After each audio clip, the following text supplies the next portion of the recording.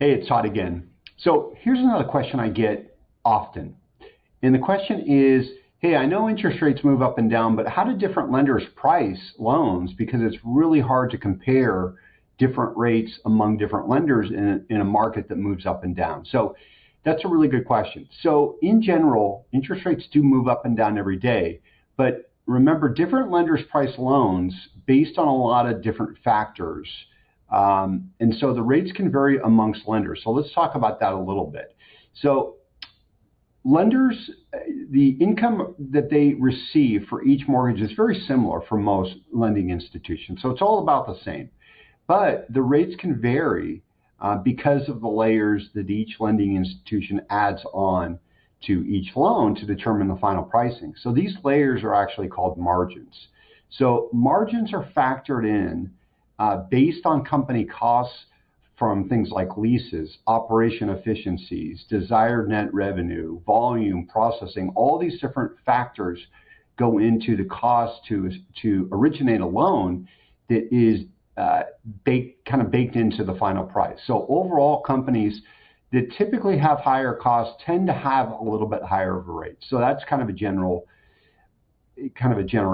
So let's think of it in terms of a car dealership. So if you're buying a new car, you get to see on that sticker price the cost of what the dealer paid for that. And we know that that may not be an accurate number, but basically they're disclosing to you what that actual cost was or what they acquired it for. So keep in mind that most lenders are getting about the same amount of income for each loan that they sell to different investors, the bulk of them going to Fannie Mae and Freddie Mac indirectly. So if you think of the new car analogy, there's also all these other costs that are on top of that that determine the final price. So if somebody is buying a car for, the dealer's buying it for $18,000, they're adding in all these destination charges, other fees, and other things.